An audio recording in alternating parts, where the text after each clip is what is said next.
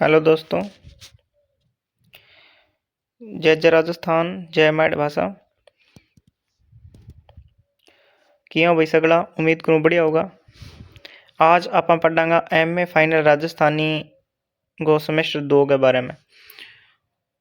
और सेमेस्टर 2 को आप सीधो तीसरे पेपर के बारे में पढ़ांगा, क्योंकि बाकी क्लासा हैं जिकी मैं डाल रखी ही बंग अंदर थारो मैटर मिल जाएगो। पुरानी जी की क्लास है बंग अंदर थे मिला के देख लियो, टॉपिक थारा मैच हुएगा सिलेबस में।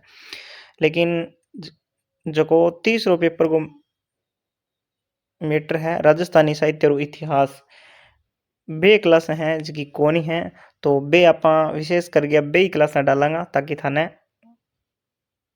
मदद मिल सके। अब वो जो थारो तीसरो पेपर है महाराजा गंगा सिंह यूनिवर्सिटी को राजस्थानी साहित्य और इतिहास, वो है 9 अक्टूबर ने शायद।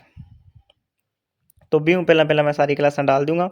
और आ क्लास अब जितना भी थारा साथी है या और कोई एमए राजस्थानी कर रहे है, सेमेस्टर 2 का एग्जाम है, तो भी तक को जरूर पहुंचाइयो। तो शुरू करा आज की क्लास। इंग मापा पढ़ांगा राजस्थानी साहित्य को जो पहलो है, यानी कि पेपर 3 के अंदर थारो राजस्थानी साहित्य को लगभग टोटल इतिहास है शॉर्ट में लगभग आपन पढ़नो है। लेकिन बिंग अंदर आप आज पढ़ांगा राजस्थानी साहित्य को जो प्राचीन काल है जखन आप आदिकाल बोला, यानी शुरू पहलड़ो काल जखन बना, तो वो पढ़ांगा। बिंग अंदर विकास परंपरा पढ़ांगा, बिंगी प्रवृत्तियां यानी कि विशेषता क्यों हुए, और बिंगी रचनावां किसी किसी है खास खास, और रचनाकार कौन कौन हुए हैं खास खास अंग बारे में आप पढ़ांगा। तो शुरू करा जल्दी जल्दी क्लास। बिंग पहला थे चैनल पर पहली बार आए हो तो चैनल ने सब्सक्राइब करके वीडियो लाइक जरूर कर दे, और प्यारा सो कमेंट भी लिखियो। और कोई भी थारे अगर थाने कोई प्रॉब्लम हुआ तो ज़रूर बताइयो, और कोई मैं थारी की मदद कर सकूँ और राजस्थानी में, तो ज़रूर बताइए कमेंट करके। शुरू करा।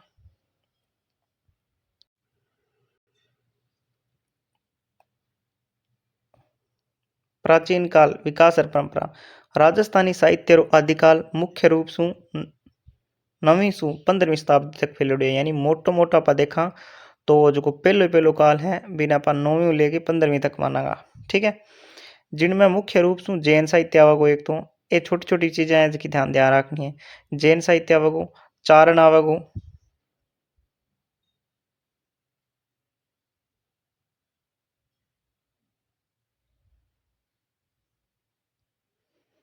जैन साहित्य आवेगो, चारण साहित्य आवेगो, और भी में क्या वीर गाथावां आवेगी। चारणा वीर गाथावां लिखी जी रासो वगैरह थे सुनियो होगो, पृथ्वीराज रासो जो चंद्रवरदाई लिखियो।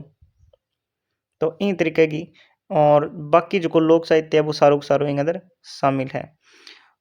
इन युग में साहित्य री विविध शैलियां अंदर के याद रखोगा जी। दोहा भी टाइम आदिकाल में सोरठ हा दो सोरठ है जो एक दूसरे का विपरीत हुए।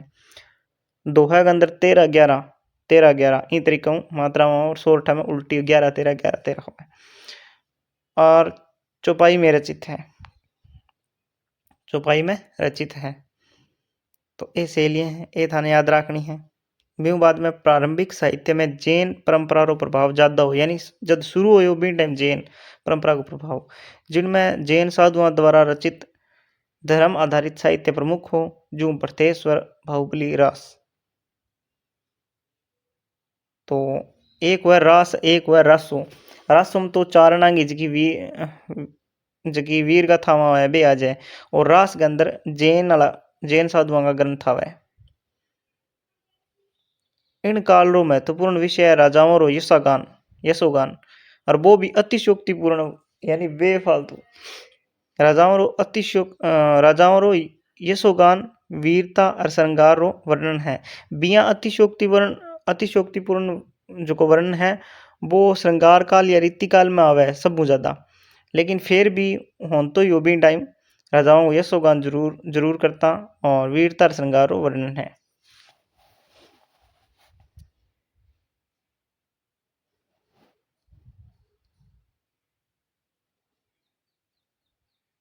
अब है काल विभाजन।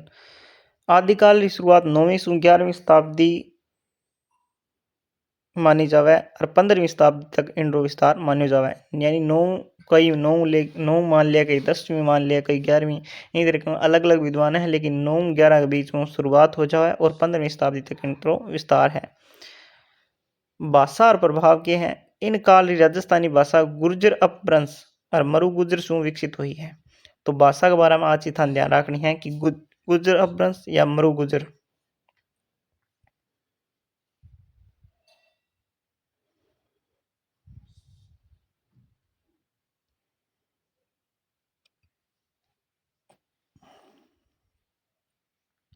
अब है साहित्यरी विधावां।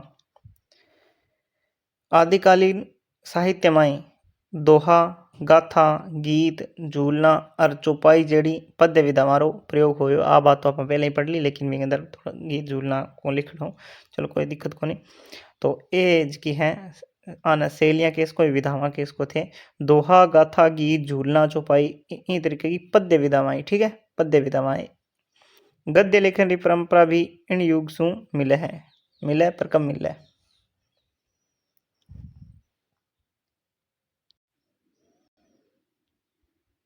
साहित्य के प्रकार पहल पोता आप पढ़ांगा जैन साहित्य के बारे में।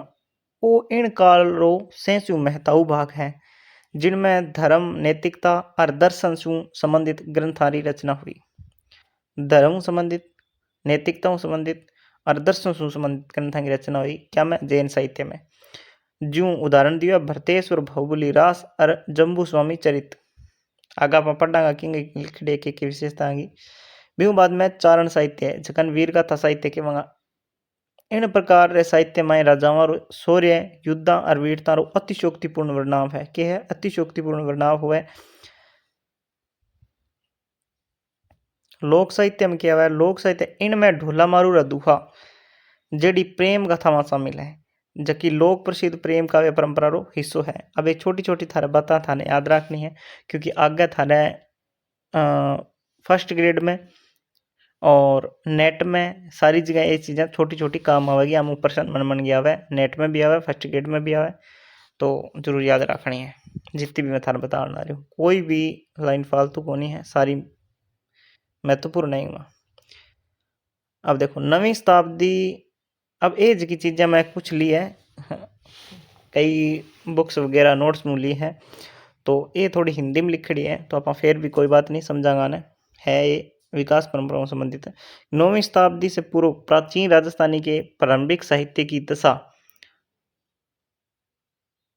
क्या रही होगी या क्या दशा रही होगी, इसकी कल्पना करने के लिए इतिहास में कोई प्रमाणिक कोई सामग्री नहीं मिलती। यद्यपि यह तो माना जाता है कि अपभ्रंश से अन्य भाषाओं के उद्गम के समय अपभ्रंश के साथ साथ उनमें भी साहित्यिक रचनाएं अवश्य हुई, परंतु प्रमाणिक सामग्री के अभाव में बहुत प्राचीन साहित्य के विषय में निश्चयपूर्वक कुछ भी नहीं कहा जा सकता। पूर्व वर्णित मुनि उद्योतन सूरी रचित कुवल्यमाला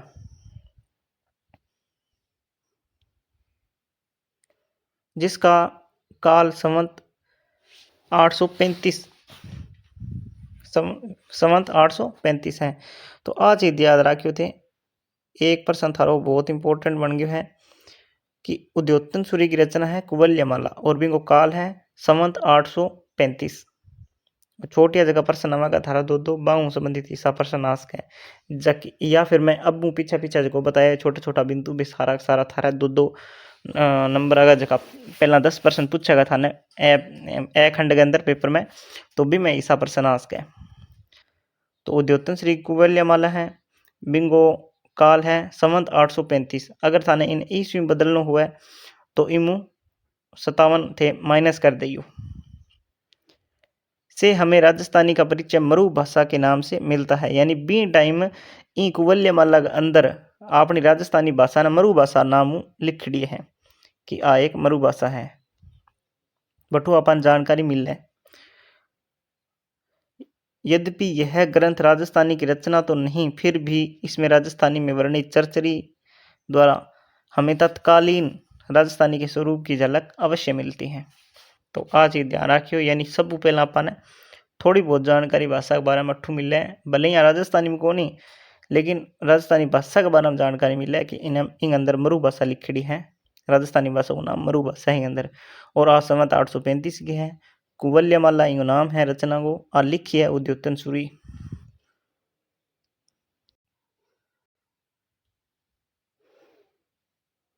इससे यह तो पता चलता है कि राजस्थानी साहित्य का निर्माण 9वीं शताब्दी के पूर्वार्ध से ही प्रारंभ हो चुका था, परंतु इसके बाद 10वीं शताब्दी के अंत तक कोई प्रमाणिक लिपि निष्ठ रचना प्राप्त नहीं होती।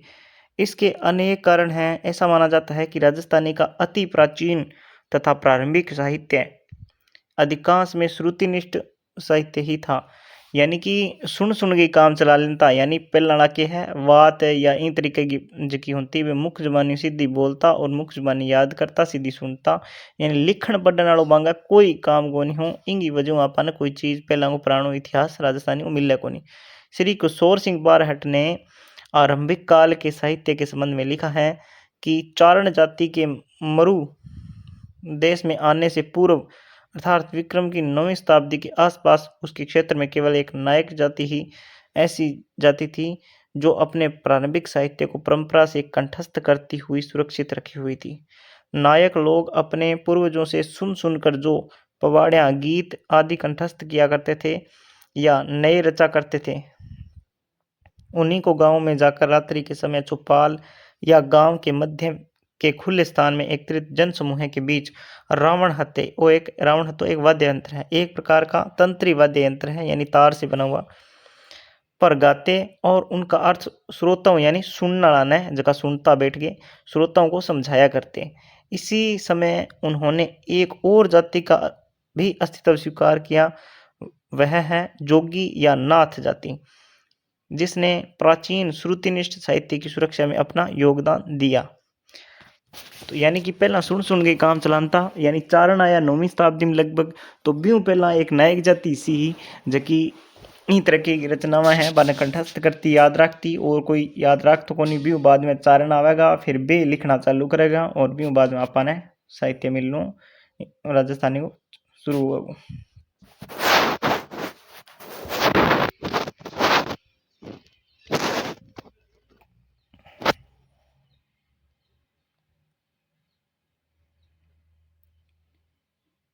पवाड़ियों तथा गीतों का साहित्य भी अधिक प्राचीन और तथा श्रुतिनिष्ठ होने के कारण उनके रचयिताओं की पिछली संतान उसे ठीक रूप में याद न रख सकी।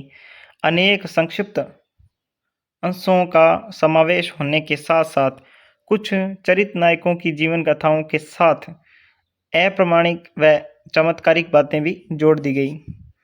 अपनी प्राचीन थाती को इस प्रकार लुप्त होते देखकर संभव है उस समय के लोगों में इस साहित्य की रक्षा की इच्छा अवश्य उत्पन्न हुई होगी। इसी के फलस्वरूप चित्रलिपि का प्रयोग किया गया। अपने चरित नायकों का पूर्व जीवन चरित चित्रों के रूप में अंकित किया जाने लगा। इन चित्रों का उन घटनाओं तथा कथाओं के साथ संबंध रहता था जो नायक आदि जाति के लोगों द्वारा रावण हत्या पर मौखिक रूप से गाई जाती थी। इस चित्रलिपि के कारण चरित नायकों के जीवन में अप्रासंगिक एवं चमत्कारिक घटनाओं का प्रवेश तो रुक गया, किंतु गाई जाने वाली भाषा में परिवर्तन तब भी होता गया, यानी होड़ा होड़ा भी अंदर परिवर्तन आने लग गयो। चित्र चित्रित होने के कारण स्थिर रहे, परंतु गीत गेय रूप में ही आने वाली पीढ़ियों को हस्तांतरित होने से उनकी मूल रचना में कितना अंश प्रमाणिक है और कितना प्रक्षिप्त, इसका पता लगाना अत्यंत कठिन हो गया। यानी कि पुराने टाइम में कोई गीत गाइस तो वो धीरे धीरे यानी कि पहला की नहीं सुनायो बन कणी याद करो, धीरे धीरे थोड़ो थोड़ो चेंज अंतो यानी भी जो मूल स्वरूप हुआ वो तो हो जाए नष्ट, यानी थोड़ा बहुत ही बच्चा है पहला नो, लेकिन चित्र वगैरह वह भी बिया बनाया हुआ बिया ही पढ़िया रहे वह तो बे ज्यादा प्रमाणिक हुआ है।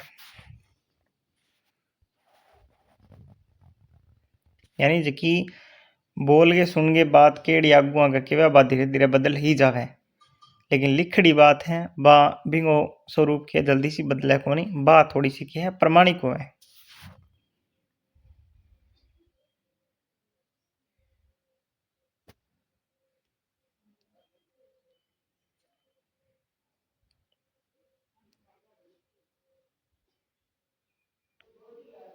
अच्छा, राजस्थानी में इन चित्रों के आधार पर गाए जाने वाले गीतों को क्या कहते हैं? फड़े कहते हैं, जो पट का यानी कपड़े का अपभ्रंश है। यानी पट बोलते हैं वस्त्र को, कपड़े को, और उसके ऊपर चित्र बने होते हैं, चित्र बनाएड़ा हुआ है। बेन आपा फड़ क्यों और राजस्थानी वाला थे वो थाने तो पता ही है। फड़ बाबूजी फड़ देवनारायण जी फड़ पे ई वास्ती है क्योंकि बांगो पर बांगो इतिहास है, बांगी एक गाथा है, एक कथा है, बा चित्रांग रूप में बा व्यक्त कर दी क्योंकि बी टाइम चित्र बना के शुरुआत करी पा। ठीक है, ये बात है ध्यान रखना है। आज भी राजस्थान के सुदूर गांव में यदा कदा इन पावड़ियों एवं फड़ों का आनंद लिया जाता है। थाने ई तरीका हूँ जिक्की का प्रश्न सबू लंबी फड़किंगी है, सबू छोटी फड़किंगी है, सबू प्रसिद्ध फड़किंगी है। ठीक है, और फड़गी के विशेषता है ये चीज़ों भी थे जाननी चाहिए। जियां भी अंदर लाल रंग में के दर्शाई चीज़ें हैं, जियां वीर हुए भी लाल रंग के अंदर दर्शावा है, काला हुआ भी राक्षस प्रवृत्ति के चीज़ें हैं वे दर्शाई हुआ है, पीली या कोई इन तरीके की दर्शाया भी साधु हुआ है। तो फड़ के अंदर भी बहुत सारी चीज़ें हुआ है जिसकी अपना समझनी चाहिए। लगभग 9वीं शताब्दी के अंतिम काल में एक ऐसी घटना हुई जिससे राजस्थानी साहित्य में एक नए युग का सूत्रपात हुआ। कब? 9वीं शताब्दी में। जिस समय राजस्थान में राजस्थानी की उपरोक्त दशा थी, ठीक उसी समय सिंध में वहां की तत्कालीन भाषा को वहां के चारण नवजीवन प्रदान कर रहे थे। ठीक है, सिंध के प्राचीन वीरों का यशोगान एवं वीरों का चरित्र वर्णन उनकी कविताओं में स्पष्ट लक्षित होता था। यानी चारण सबू पहला भट्टे की है शुरुआत, भट्टे लेखन वाली परंपरा। उस समय के सुमरा क्षत्रियों के अत्याचारों से वहां की जनता व्याकुल हो उठी। इसी समय सिंध में आवड़ देवी का पिता मामड़ सह कुटुंब आकर बस गया। सह कुटुंब को मतलब सह परिवार, कुटुंब का मतलब परिवार, और सह कुटुंब यानी सह परिवार, यानी पूरा आपके परिवार ने ले गया आगे बस क्यों। ये कुल 7 बहनें थी। सिंध के तत्कालीन राजा ने इनके सौंदर्य वर्णन पर लुभायमान होकर इन 7 बहनों को अपने अधिकार में करने का प्रयत्न किया।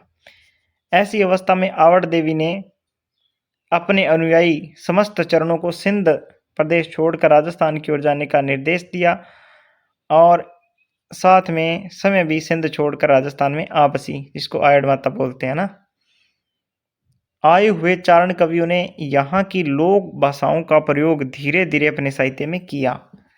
अब धीरे धीरे करने लग गया तो अपने राजस्थानी की शुरुआत होगी। अपना राजस्थानी के साहित्य लिखोगे, अट्ठाई राजाओं की प्रशंसा वीर कथा में लिखी जाएगी, रासो लिखी जाएगा। तो अठू अपनी शुरुआत हुई है 9वीं शताब्दी में।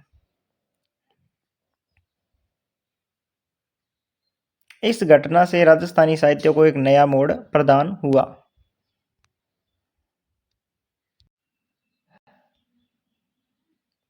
जिस समय राजस्थानी में यह नवीन प्रवाह आया उस समय यहाँ की राजनीतिक परिस्थिति भी पूर्ण विचित्र थी, जिसका प्रभाव तत्कालीन साहित्य पर स्पष्ट रूप से दृष्टिगोचर होता है। अब देखो, सोलंकी, पंवार, कछावा, परिहार, तोमर, गहलोत, चौहान और यादव, यानी कि जिनको भाटी बोलते हैं, यादव वंश ये वही है भगवान कृष्ण वाले यादव वंश से थे, उस समय यहाँ पर शासन कर रहे थे। कछावा ये जयपुर वाले हो गए, परिहार हो गए, तोमर हो गए, गहलोत, चौहान, चौहान वो शुरुआत में वहाँ थे। रणथंभौर के भी होते हैं लेकिन शुरुआत में इस्पात लक्ष्य जो स्थान है उससे संबंधित ज़्यादा थे। इनकी भी फिर कई शाखाएं बंट गई थी लेकिन मुख्य यही है। शासक वर्ग में परस्पर घोर संघर्ष चल रहा था। शासकीय स्थिति पूर्ण अनिश्चित थी। ऐसी स्थिति के मध्य प्रथम विशिष्ट साहित्य का सर्जन होना संदिग्ध ही है।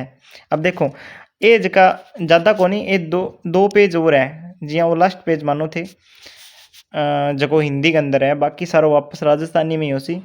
तो थे इं ना सोचे भी राजस्थानी क्लास हिंदी की पढ़ाना रही है, लेकिन मैं समझा ला रही हूँ थे थारे हिसाब राजस्थानी तो लिख ही सको। फर्स्ट सेमेस्टर में थे लिखे ही है तो ज्ञान तो वही ऋण में इन्हें थे आपकी भाषा में लिख सको, बस मारवाड़ी में था लिखण में आराम लिख सको थे। और बाकी मैं थाना बताने तो लाग रही हूँ अपनी स्थानीय भाषा में। तो आगे देखो, विशिष्ट साहित्य का सर्जन होना संदिग्ध ही है, फिर भी यदि कुछ हो पाया तो वह आश्रयदाताओं की रणभूमि में उत्साहित करने के निमित्त फुटकर रचनाएं ही थी, अथवा उनके मनोरंजनार्थ कोई प्रेम काव्य आदि, यानी राजावां ने खुश करने वास्ते या बिंगी प्रशंसा करने वास्ते पहल बहुत लिखी जाने लग गया। यही कारण है कि इस काल के प्रांत ग्रंथों में जैन साहित्य को छोड़कर, यानी एक जैन साहित्य छोड़ देवा तो जो अधिकांश में अपने धर्म से ही संबंधित है, अन्य सभी ग्रंथ प्रेम काव्य ही है। राजाश्रय के कारण उनकी कुल रचनाओं के लिखित एवं प्रमाणिक रूप राज्य के संग्रहालयों में सुरक्षित रहे, किंतु ये इतने थोड़े हैं कि तत्कालीन राजस्थानी साहित्य के संबंध में पूर्ण एवं स्पष्ट दृष्टिकोण उपस्थित नहीं कर सकते।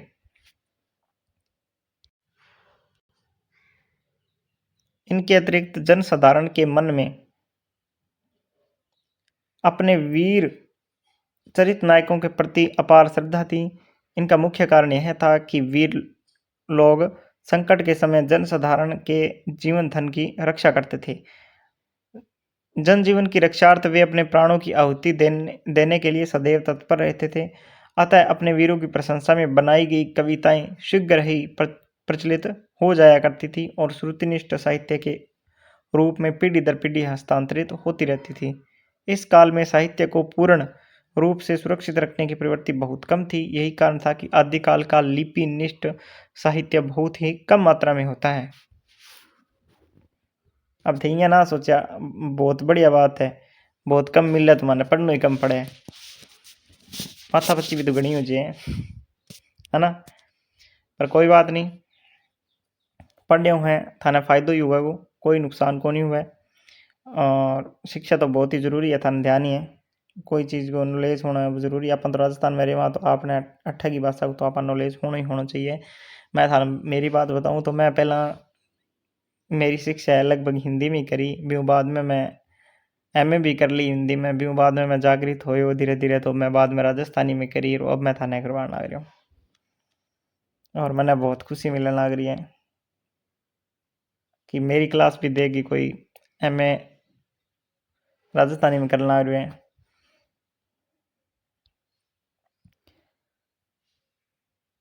प्राचीन राजस्थानी साहित्य में जो कुछ भी लिखित एवं प्रमाणिक साहित्य प्राप्त हुआ है उसमें जैनाचार्यों का साहित्य भी अपना महत्वपूर्ण स्थान रखता है। जैन साहित्य की रचना संस्कृत काल से होती आई है और यही कारण है कि प्राकृत और अपभ्रंश में भी जैन साहित्य हमें प्रचुर मात्रा में प्राप्त होता है। इसका मुख्य कारण यह रहा है कि जैन मुनि तथा उनके श्रावक गण यानी सुनना श्रावक गण यानी कि लगभग बांगा बे हुए जका सिद्ध साधु बोल्स को एक प्रकार थे जैनी हुआ जका जैन धर्म के अंदर सदैव से ही अपने इस धार्मिक साहित्य की सुरक्षा के प्रति सचेष्ट और जागरूक रहते आए हैं। राजस्थानी में भी जो कुछ आदिकालीन जैन और जैनेतर साहित्य हमें मिलता है वह भी इनकी साहित्य सुरक्षा के प्रति इस प्रवृत्ति का ही परिणाम है। जिनालयों, जैन भंडारों, उपासरियों आदि में प्राप्त राजस्थानी साहित्य की प्राचीनतम प्रतियां इसका सही प्रमाण है।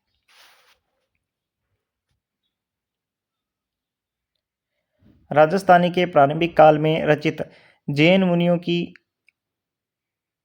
अनेक धार्मिक रचनाएं प्राप्त होती हैं, परंतु यहाँ यह काल अनेक देशी भाषाओं का जन्म काल होने के कारण उन भाषाओं के विद्वानों ने तत्कालीन रचनाओं को अपनी भाषा की प्रारंभिक रचनाएं मान लिया।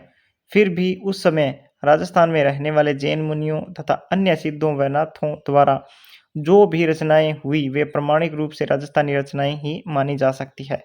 इस प्रारंभिक काल की अनेक रचनाएं उपलब्ध हैं, परंतु कहीं पर वे अपने रचनाकारों के संबंध में मौन साधे हुए हैं तो कहीं अपना रचना काल प्रकट करने में पूर्ण असमर्थ है।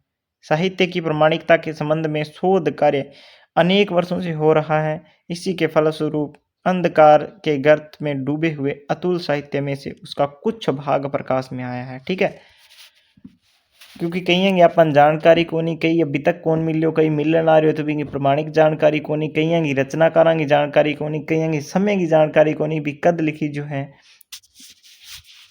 तो लेकिन फिर भी बहुत सारो है तो आप अपने सामने आ चुकी है राजस्थानी साहित्य और धीरे धीरे आप और भी प्रयास करने लग रहा हाँ। अब देखो प्राचीन काल की प्रवृत्तियां की है यानी विशेषता की है। राजस्थानी साहित्य रे आदिकाल री मुख्य विशेषता वीर गाथात्मक रचना हमारी प्रधानता है। एक तो अंदर थाने बतायो चारण आया फिर वीर गाथा लिखी राजावां का अतिशयोक्तिपूर्ण वर्णन करो। चारण साहित्य री बहुलता है यानी कि चारणा लिखियो ज्यादा ज्यादा साहित्य है। लोक भाषा रो डिंगल और पिंगल में प्रयोग हुए है। डिंगल शैली यानी राजस्थान का पश्चिमी भाग की है और पिंगल पूर्वी भाग की है जगह अंदर ब्रज भाषा थोड़ी सी मिक्स हुआ है और डिंगल के अंदर राजस्थानी मारवाड़ी हुआ है। जैन साहित्य रो महत्व है वो थाने बताई दियो जिया रास वगैरह है जका जैना का बे सारा अंदर आ जाएगा। लोकगीता और लोक कथावां जकी प्रेम गाथावां बेहोसी जकी ढोला मारा दुहा वगैरह वे सारी आ जाएगी अंदर। जो लोक साहित्य रो समृद्ध होनो और राजावां रे सूर्य और प्रेम रो चित्रण करने वाली रचनावां सु निरंतरता जो ढोला मारूरी दुहा।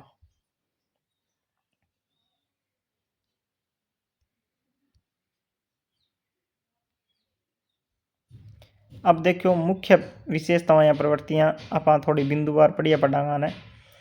सब पहला पढ़ांगा आप वीर गाथात्मक रचनावां। इनमें देखो इन सब पहली विशेषता है वीर गाथात्मक रचनावां अंदर इन काल री प्रमुख विशेषतावां राजाओं रो यशोगान करण आली और युद्धा रो सजीव चित्रण करने वाली यानी कि आंख्या देखो वर्णन वीर कथावां है जिन में तत्कालीन सामाजिक और राजनीतिक परिस्थितियां रो वर्णन मिले है। तो ये जगह चीजें है नी जिया सजीव चित्रण है यशोगान है ये छोटा छोटा शब्दों को हेर फेर करके किया भी पर्सन मनस के आगे आने वाले कंपटीशन के अंदर जिया कि नेट और फर्स्ट ग्रेड वगैरह थे अगर देगा तो क्योंकि फर्स्ट ग्रेड की वैकेंसी तो हर बार ही है पिछली बार 7 सीट आई और 1600 ही फार्म भरी जा इस बार फिर आई है 6 सीट आई है इस बार। लेकिन इस बार मैंने पता को नहीं फार्म कितना भेजा है इतना ही भेजा उसी 1500 2000 2500 बीच में 2500 ज़्यादा को नहीं उसी कम ही उसी यानी कि कंपटीशन बहुत कम है। हिंदियों तो बहुत ही कम है कट ऑफ हिंदियों कम जावे राजस्थानी की। लेकिन मैटर ना मिलने के कारण और जानकारी ना होने के कारण अपने राजस्थानी में लोग पिछड़ रहे हैं तो इन बढ़ावा देना चाहिए आप ताकि काल ने आप थोड़ा इन अंदर अध्ययन करांगा राजस्थानी में तो हो सके अपनी राजस्थानी भाषा जल्दी मान्यता मिल जाए।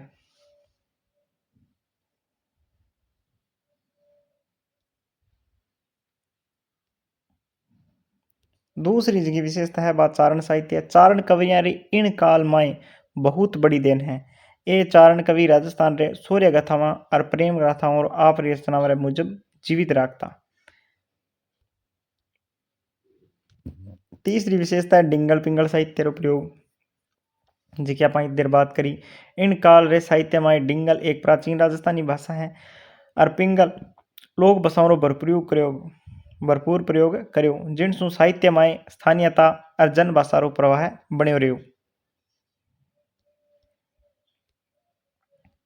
ब्यों बाद में चौथी विशेषता ही जैन साहित्य ही जी आप शॉर्ट में पहला पढ़ ली। इन युग में जैन यतियां और श्रावका द्वारा लिखित साहित्य भी मिले हैं जिको जैन धर्म और दर्शन से संबंधित है। अब लोक साहित्य री समृद्धि लोकगीता लोक कथावां लोक नाट्य और सुभाषिता रे रूप में भी लोक साहित्य री एक समृद्ध परंपरा विकसित हुई है। जिया ढोला मारू रधुआ एक उत्कृष्ट प्रेम कथा है जबकि श्रृंगार रस रो के है मार्मिक चित्रण है। श्रृंगार रस रो मार्मिक चित्रण है।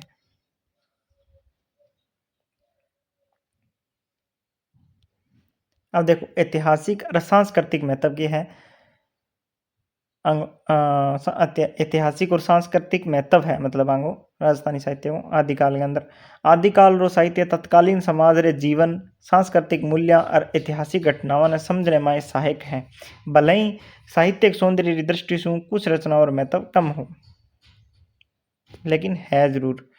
अभी अभिलेखीय सामग्री है इन काल रे साहित्य की शुरुआत शिलालेखा अभिलेखा और मुहरामाय उत्कीर्ण सामग्री रूप में मिले जिकी ऐतिहासिक दृष्टि से महत्वपूर्ण है। यानी सब पहला जिकी जानकारी मिले भी अपन शिला लेखा पर मिले, अभी लेखा पर मिले, मोहरा पर मिले, क्योंकि भी टाइम कागजा पर कौन लिखता, कागज होता ही कौन, शुरुआत ही कौन होड़ी, ना ही तो प्रचलन हो, फिर धीरे धीरे कागज प्रचलन में आयो और भी बाद में आप ग्रंथ वगैरह लिखना चालू कराया।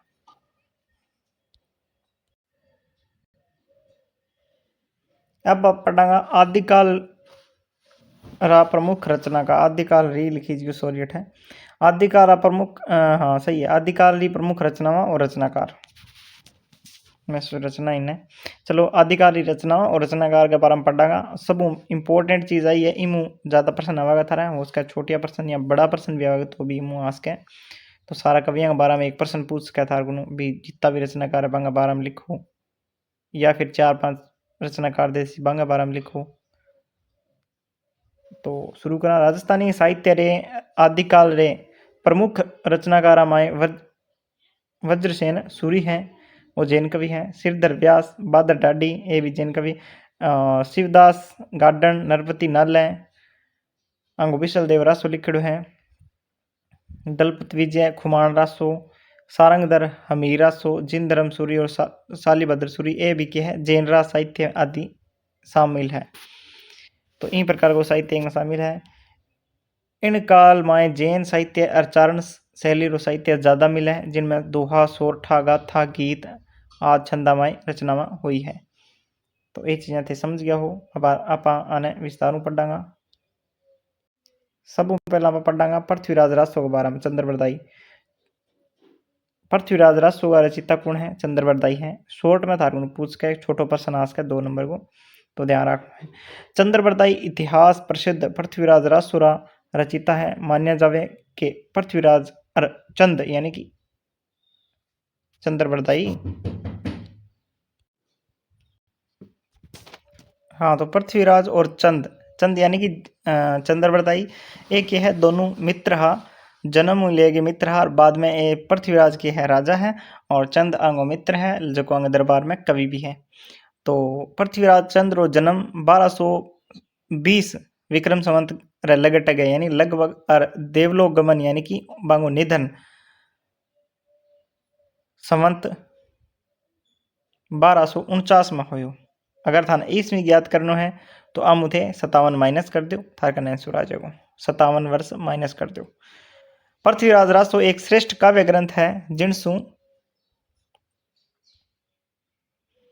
मोकला वीर काव्य प्रभावित हुआ है।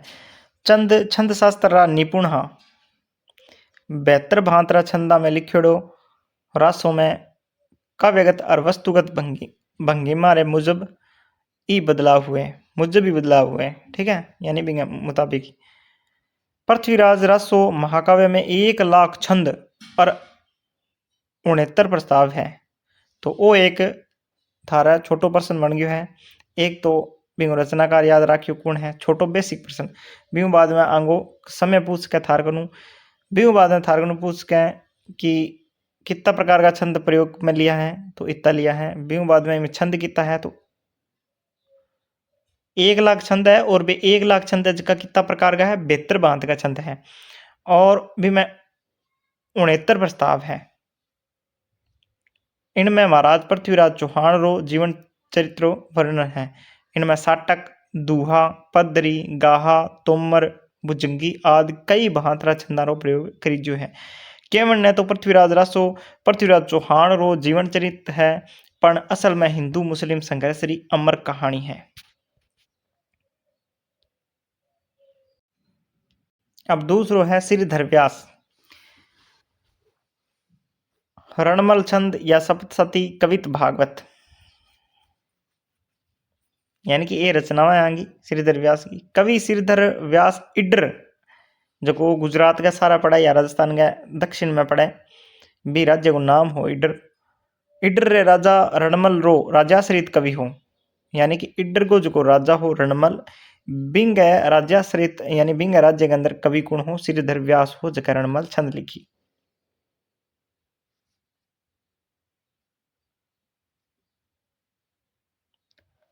राजाश्रित कवि हो, और रणमल छंद रे साथे सप्तशती और कवित भागवत नाम रे ग्रंथानी रचना ही करी। श्रीधर व्यास रचित रणमल छंद आदिकालीन राजस्थानी चारणी काव्य शैली री सैसु महत्व रचना में गणित है, यानी सबसु महत्वपूर्ण। वो एक वीर काव्य है जिनमें कवि श्रीधर व्यास 70 छंदा ने मार्फत आप आश्रय दाता इडर शासक राम रणमल और पाटन रा सूबेदार जफर खान रे बिचाले हुए युद्ध रो वर्णन कर्यो है। तो ये छोटा छोटा प्रश्न बन सका भी किंग है बीच में युद्ध हुए इंगे बीच में, या फिर इंगो रचनाकार कौन है श्रीधर गो श्रीधर जो कि व्यास है बिंगी रचना किसी है किसी है में किंग वर्णन है। तो रणमल गो है कठा गो राजा है, तो इडर गो है कितना छंद है 70 छंद प्रयोग में लिया है।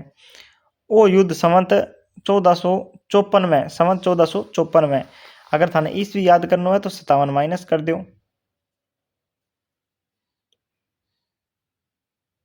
ठीक है, यानी कि 1397 में समथिंग आ जाओ। तो वो युद्ध संवत 1454 में हुईडो मानी जाए, जिनमें जफर खान की हार हुई है, यानी हारियो कौन है जफर खान। जफर खान और रणमल के बीच में युद्ध हुआ है। रणमल के इडर गो शासक हैं और बिंगो राजा शरद कवि है श्रीधर व्यास, और श्रीधर व्यास रणमल खाता रणमल छंद कविता जो की रचना है वह लिखी है। बिंगा अलावा बाकी अन्य रचना सप्तशती या कविता भागवत भी है। रणमल छंद की रचना रो भगत संवत 1457 मानी जाए, यानी कि रचना रो काल देखो तो 1457 है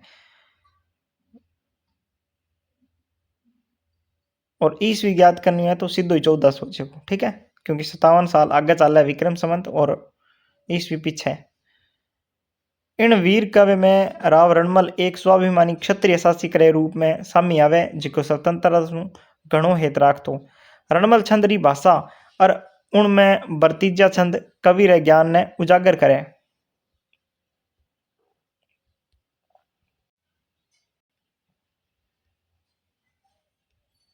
अब अगली रचना है वज्रसेन सूरी भरतेश्वर बाहुबली घोर। आ एक के है जैन शैली रो घणो महत्व। आदिकालीन राजस्थानी में जैन शैली रो घणो महत्व ठोड़ रखे,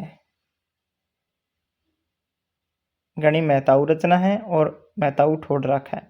ठोड़ यानी कि स्थान।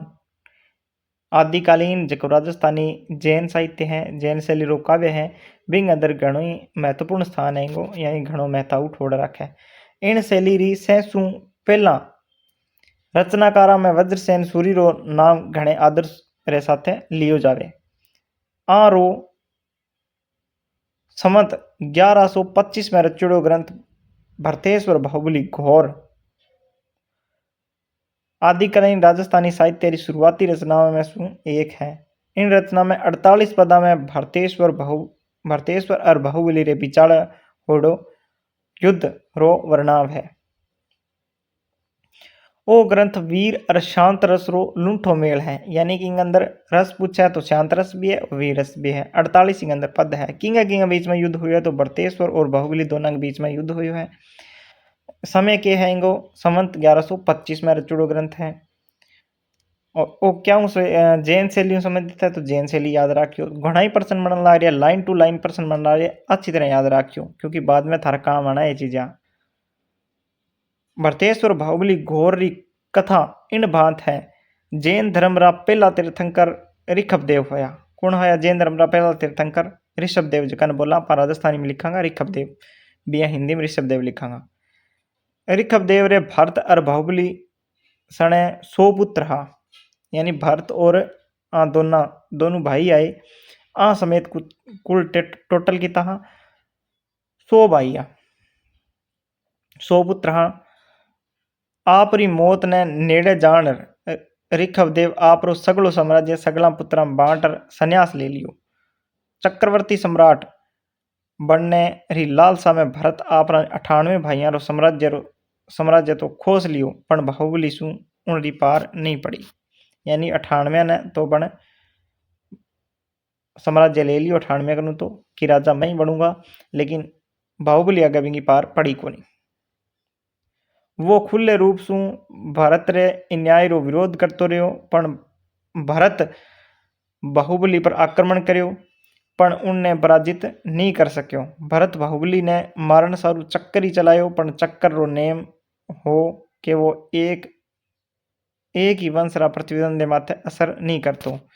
यानी आपके घर परिवार वाला की कौन मार सके वो चक्कर, तो वो भी वो भाई है, तो आपको वंश गो है तो भी पर वो चक्कर कौन चाल दो। इन रे पछे द्वंद्व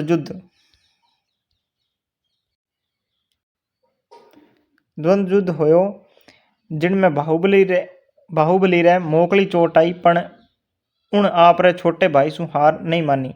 इन युद्ध सु उनने संसार सु विरक्ति सी हुईगी और वो मुनि बन गयो। उन अहंकार आद सेंग बुराइयां ने छोड़ सात्विक गुण अपना लिया। आप रो राजपाट भरत ने सू पर खुद साधना में जुट जावे। दूजी कहानी भरत ने बदलाव आ जावे। इन ग्रंथ री भाषा माथे अपभ्रंश रो सांगोपांग प्रभाव निग आवे, जिन रो एक उदाहरण अठे प्रस्तुत है। तो वो उदाहरण है थे जरूर पढ़ लियो। धर डोलई खलबलई सेनु दिणियारू धई जई, यानी कि आ जे चलिए तो इन तरीकों में भरेसरू चालियो कटिकी कसु उपमु दी जई तंती सुने विणु बाही बलीन सीव गए गुड़िया ऋण सेसी चौरग दिलही बेहू पासा जुड़िया। आ राजस्थानी रचना रे मरु गुजरी स्वरूप रो से सुप्रमाणिक उदाहरण के उजास के। राजस्थानी को मरु गुजरी है जको स्वरूप बिंगो सब पहलो जको उदाहरण है वो मानस कांपा। लेकिन थाने इतनी चीज ना दया कोई जरूरी को नहीं थे। आ ऊपर की मैं थाने चीज बताइए बेसिक याद रखियो ताकि बढ़ते लिख्स को। अब आगे है साली भद्रसूरी को भरतेश्वर बाहुबली रास, यानी पहला आप पढ़ो भरतेश्वर बाहुबली घोर, अब है भरतेश्वर बाहुबली रास। साली भद्रसूरी भरतेश्वर बाहुबली रास री रचना संवत 1241 में लगट अगे करी है। इन री विषय वस्तु भरतेश्वर और बाहुबली रे युद्ध माथे आधारित है, यानी वहीं पर आधारित है। राजस्थानी साहित्य रो पहलो रास मानी जाए, यानी राजस्थानी साहित्य को पहलो रास मानी जाए। वीर रस सु परिपूर्ण है, तो इमा की रस है वीर रस सु परिपूर्ण है। इन रो एक उदाहरण है जो थे जरूर पढ़ लियो।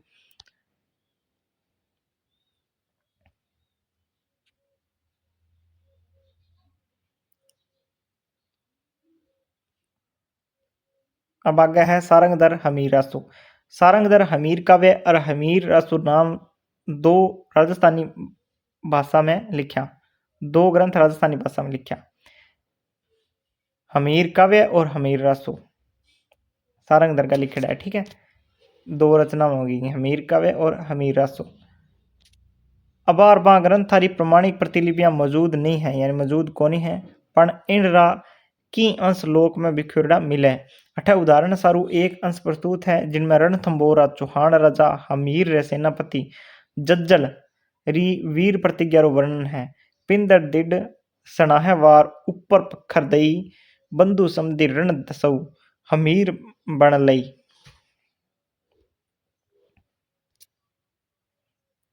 अब है एक नल सिंह गाँव जो विजयपाल रासो लिखड़ो है, विजयपाल राजाओं संबंधित है। तो भी में क्या है कवि नल सिंह विजयपाल रासो की रचना करी है। इनमें 42 छंद है, 8 छप्य है, 18 मोतीदाम है, 8 पदरी है, 6 दुहा है और 2 चौपाइयाँ हैं। टोटल इन तरीका को विजयपाल रासो है, जगह अंदर ए शैलियाँ प्रयोग में लिया, ए छंद प्रयोग में लिया है। विजयपाल रासो में महाराजा विजयपाल दिग्विजय और पंग री लड़ाई रो वर्णन है। इन युद्ध रो समय कवि संवत 1093 बतायो है। तो अगर ईस्वी था ध्यान ज्ञात करनो है तो इम 57 माइनस कर दो, 57 साल माइनस कर दो 1093 में थारे कने ईस्वी सन आ जाएगो।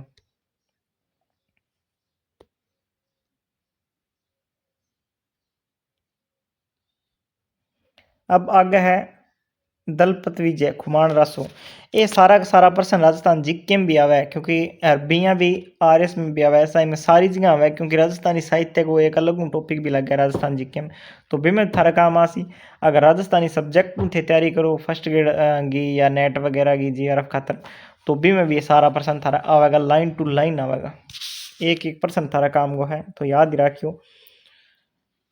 नहीं ना सोचो भी एम ए कर ली भूल गया, क्योंकि एम ए वाला जाना आगे एम ए भी में नेट में एम ए ही पूछेगा,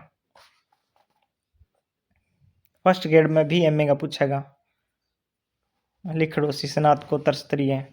और बी वाली चीज़ें लगभग ये सेम ही हुआ, राजस्थानी साहित्य तो वही रहना चाहिए। 12वीं पढ़ना आप थोड़ा शॉर्ट में पढ़ लेवा, और बी में थोड़ा सा और ढंगू पढ़ लेवा, एम ए में थोड़ा डिटेल हुआ है। दलपत विजय खुमाण रासो, कवि दलपत विजय राजस्थानी रा प्रसिद्ध ग्रंथ खुमाण रासो रा रचिता है। वारी काव्य शैली पिंगल ही के ही पिंगल शैली ध्यान राखियो। दलपत विजय खुमाण रासो की शैली पिंगल ही ध्यान राखियो।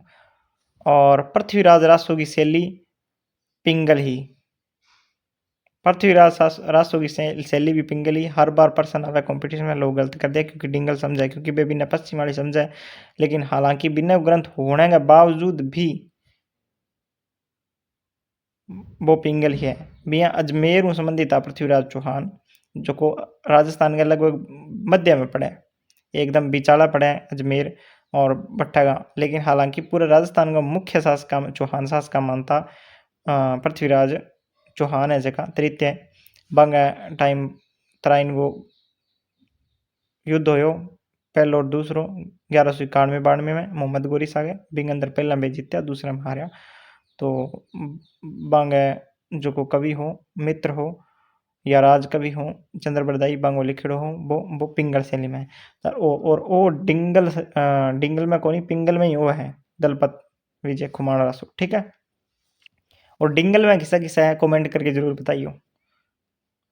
दलपत चरित खुमाण रासो एक प्रसिद्ध ग्रंथ है। इनमें बप्पा रावल संवत 791 सुलेर, बप्पा रावल कौन हूँ?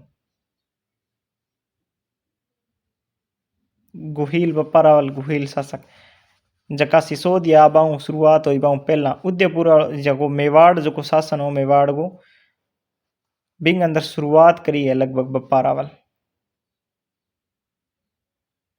मेवाड़ चित्तौड़गढ़ संवत 791 इम माइनस करोगा थे 57 तो ईस्वी आ जाएगा थाना। शू लेर महाराणा राज सिंह जका रासमंद झील बनवाई है उदयपुर के अंदर, और जका औरंगजेब बेटा में टाइम में हाँ 1709-37 ताई रा मेवाड़ रा राजाओं रो वृतांत है, यानी वर्णन है बांग अंदर। पर इन ग्रंथ में खुमाण रो वृतांत विस्तार साथ होने रे कारण इन रो नाम खुमाण रासो रखी जो है, यानी कि सब ज्यादा अगर वर्णन है इन अंदर तो खुमाण को है, और भी वास्ते इनका नाम खुमाण रासो रखी जो है। इन रो नाम खुमाण रासो रखी जो है। इन 8 खंडा में व्यक्त करी जो है, कितना खंड है? 8 खंड है। खुमाण रासो जका दलपत विजय लिखो है, 8 खंड है इन अंदर। कट्ठू कट्टा ताई है तो बप्पा रावल ले गए, महाराणा राज सिंह ताई है। अगर थाने समय ना याद रहे तो बप्पा रावल राज सिंह इतो याद रख लियो। शैली इंगी पिंगल है, शैली इंगी पिंगल है, वो बहुत इंपॉर्टेंट पर्सन है, याद रखियो। छोटी सी बात को नहीं, पिंगल डिंगल थे बाद में भूल जाओ, क्योंकि सारा जब याद करोगा नहीं जब फिर थारा गोड़ हो नाग जी किसो डिंगल हो किसो पिंगल हो। थाने याद रखना दलपत विजय खुमाणासु पिंगल है, पृथ्वीराज रसो भी पिंगल है। ये 2 चीजें तो मैं थाने बता दी थी, याद रखियो। और वो कितना है 8 खंडा में। पृथ्वीराज रासो में कितना प्रस्ताव है? 69 प्रस्ताव है, यानी सर्ग बोस को समय बोस को।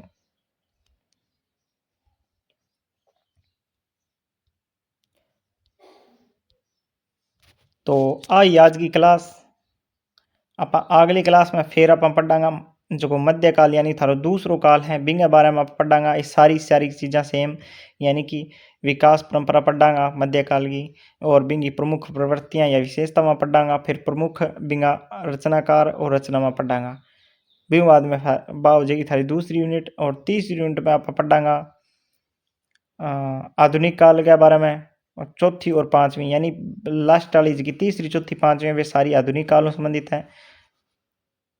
तो एक में आप गद्य पढ़ांगा, एक में पद्य पढ़ांगा, और लास्ट के अंदर आप विधावां पढ़ांगा आधुनिक काल की, जके अंदर नाटक कहानी रेडियो एकांकी ये सारी चीज़ें आवेगी वे पढ़ांगा। तो इन तरीके से थारो 5 यूनिट में और 30 पेपर है एमए सेमेस्टर को 2 को कंप्लीट हो जाएगो। तो आ क्लास थाने किया लगी और जानकारी किया लगी कमेंट करके ज़रूर बताइयो। चैनल ने सब्सक्राइब नहीं करियो है तो ज़रूर कर लियो, क्योंकि आपने बहुत कम सदस्य हैं राजस्थानी।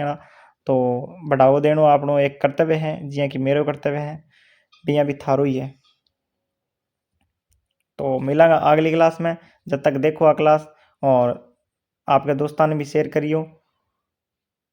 धन्यवाद। जय जय राजस्थान।